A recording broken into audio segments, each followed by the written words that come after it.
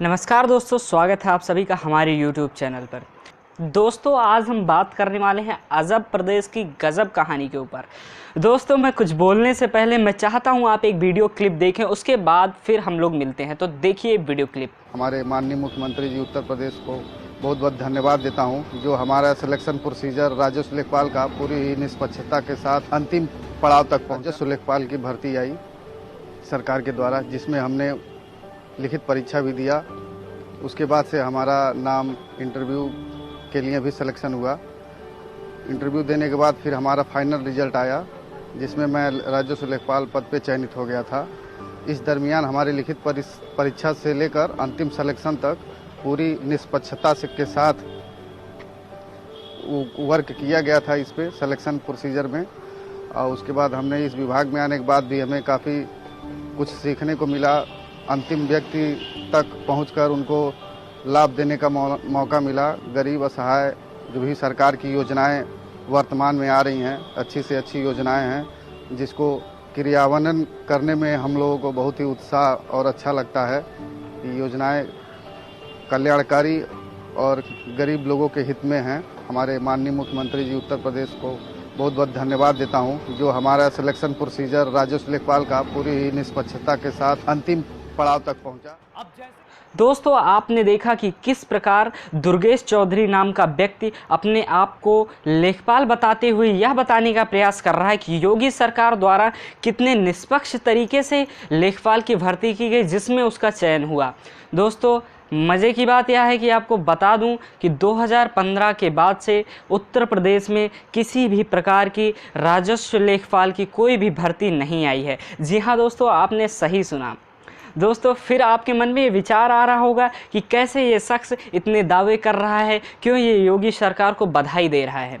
दोस्तों, आपको मैं फुटेज दिखाना चाहता हूँ, आप फुटेज देखिए और ख़ुद तय करिए कि किस प्रकार उत्तर प्रदेश सरकार अपने कद को बढ़ाने के लिए, अपने झूठे वादों को सच दिखाने के लिए, जनता को बेवकूफ़ बनाने के लिए कितना बड़ा खेल रचती है और कैसे ट्विटर पर ट्रेंड चलाया जाता है। हालांकि दोस्तों, आज का युग सोशल मीडिया का युग है। आप देख रहे होंगे युवा भी अपनी मांग लगातार मांग रहा है, चाहे वो ट्विटर पर ट्रेंड कराना हुआ, चाहे वो लाइव धरना देना हुआ। इन सभी तरीक़ों से युवा अपनी बात सरकार के सामने रख रहा है, लेकिन सरकार उसको मूर्ख पर मूर्ख बनाए जा रही है। ऐसा ही कुछ वाकया हुआ दोस्तों।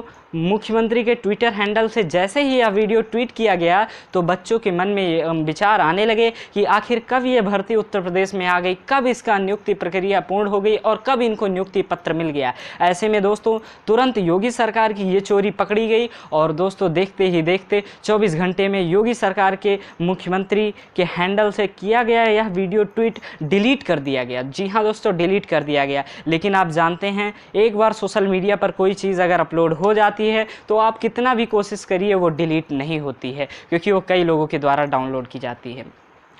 दोस्तों, आज मुद्दा बेरोज़गारी का बहुत बड़ा मुद्दा है। पूरे देश में बेरोज़गारी चरम सीमा पर है और दोस्तों यह कोई कोरोना के बाद ही बेरोज़गारी का मुद्दा इतना नहीं फैला है। कोरोना के पहले भी यह मुद्दा लगातार फैला था, लेकिन हमारे देश की जो मुख्य धारा की मीडिया है वो लगातार हमारे अन्य मुद्दे तो उठाती है, अन्य मुद्दों पर चर्चा करती है, अन्य मुद्दों पर घंटों घंटों बहस करती है, जो बहस बिना किसी निष्कर्ष के निकल जाती है। लेकिन दोस्तों, जो हमारे देश को आगे बढ़ाने में सबसे बड़ी भूमिका निभाता है, हमारा रोज़गार, हमारे युवाओं को रोज़गार, उस पर किसी प्रकार की कोई चर्चा मंत्रणा नहीं होती है और सरकार का उल्टा साथ दिया जाता है, उल्टा कोरोना का बहाना बनाया जाता है, उल्टा तरह तरह के बहाने बनाए जाते हैं कि इसलिए रोज़गार नहीं मिल पा रहा है। रोज़गार हमारे देश की कोई नई समस्या नहीं है मित्रों, लेकिन बेरोज़गारी आज जिस स्तर पर पहुंच गई है, इस स्तर पर अगर सही से देखभाल किया गया होता, सही से नीतियां लागू की गई होती, तो मेरा मानना है कि आज इस स्तर पर बेरोज़गारी नहीं पहुंचती। दोस्तों, अभी कल 19 मार्च था, कल ही योगी सरकार ने अपना 4 साल का खूब ढोल पीटा कि हमने 4 साल में ये कर दिया, 4 साल में वो कर दिया। और दोस्तों, अपने मुख्य धारा की मीडिया जैसे एबीपी न्यूज़ हुआ, आज तक हुआ, इन सब ने भी खूब ढोल पीटा, आपने शायद देखा हो। तो एक स्क्रीनशॉट मैं दिखाना चाहता हूँ। मैं स्क्रॉल कर रहा था सोशल मीडिया तो मेरे सामने आ गया। आप इसमें देखिए कि एबीपी न्यूज़ ने जो सर्वे किया है उस पर इन्होंने बताया है कि रोज़गार पर उत्तर प्रदेश की जनता ने 28% योगी सरकार को समर्थन दिया है। दोस्तों इस सर्वे को देखकर हंसी के अलावा कोई और कुछ नहीं आता है। हम सब उत्तर प्रदेश के निवासी हैं, आप भी उत्तर प्रदेश से अगर हैं तो आपको भी पता होगा कि कितनी नियुक्तियां हमारे उत्तर प्रदेश में हुई हैं, कितनी नौकरियां गई हैं और कितने नए पद बनाए गए हैं, सृजित किए गए हैं। इन सब के बारे में आपको जानकारी होगी। अगर नहीं जानकारी है तो मैं कुछ एक दो उदाहरण देकर आपको सामने अपनी बातों को रखना चाहता हूँ। आप के सामने उदाहरण के तौर पर मैं आपको बताना चाहता हूं दोस्तों, एक युवा कल्याण अधिकारी नाम का एक पोस्ट होता है जिसकी वैकेंसी 2018 में आई थी। जी हाँ दोस्तों, 2018 में इसका नोटिफिकेशन आया था और आज देखा जाए तो 2021 चल रहा है और 2021 में भी मार्च पूरा होने को आ गया है। सारी प्रक्रिया तो पूर्ण हो गई है लेकिन आज तक इसमें नियुक्ति पत्र वितरित नहीं किया जा सका है दोस्तों। इसी प्रकार और एक देख लीजिए, बीडीओ का वैकेंसी जो 2018 में आया था नोटिफिकेशन, इसका एग्ज़ाम भी 2018 में हुआ लेकिन आज तक ये भी वैकेंसी पूर्ण नहीं हो पाई है, यानी कि पद सृजित नहीं किए जा सके हैं दोस्तों। अगर प्राथमिक शिक्षा में योगी सरकार बात करती है कि हमने युवाओं को रोज़गार दिया, लगभग 1 लाख युवाओं को रोज़गार दिया, तो मैं आपको बताना चाहता हूं दोस्तों, ये कोई नए पद नहीं दिए गए हैं। ये शिक्षा मित्रों का समायोजन, जैसा कि आप सबको पता है कि सुप्रीम कोर्ट द्वारा रद्द हुआ था। सुप्रीम कोर्ट ने राज्य सरकार को डायरेक्शन दिया था कि वो अपने यहाँ के जिन शिक्षा मित्रों के जो पद हैं उसको अन्य प्रतियोगियों के साथ भरे। उसी के तहत राज्य सरकार ने उस आदेश को मानते हुए उसी पद पर फिर से नियुक्ति की है, कोई नई नियुक्ति नहीं हुई है। तो दोस्तों इस प्रकार आप देख सकते हैं 4 सालों में अगर गिने चुने पदों को छोड़ दिया जाए तो नियुक्ति प्रक्रिया के नाम पर 0/0 है। जी हाँ दोस्तों, एक भी रोज़गार, किसी भी प्रकार का रोज़गार नहीं दिया गया। नए पदों को सृजित करने की बात तो छोड़ दीजिए, जो पुराने पद हैं उन पर भी नई भर्तियां की गई हैं और इस प्रकार बेरोज़गारी चरम पर है दोस्तों।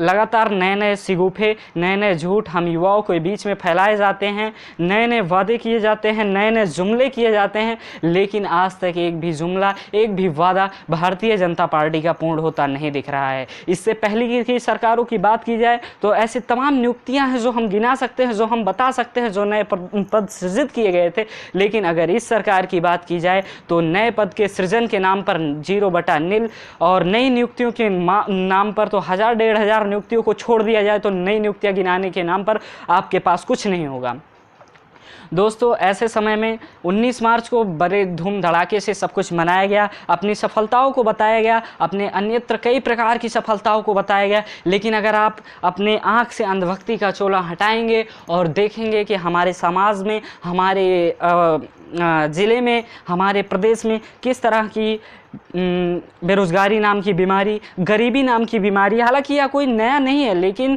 जो सरकार नई बनी थी वो इतने जुमले कर कर, इतने वादे कर कर आई थी कि तमाम प्रकार के, अगर मैं गिनाने बैठूंगा तो वक्त ख़त्म हो जाएगा लेकिन जुमला नहीं ख़त्म होगा दोस्तों। आप सबसे काफ़ी लंबी चर्चा करने का कोई मतलब नहीं है क्योंकि आप सब लोग आज सच्चाई को जान चुके हैं।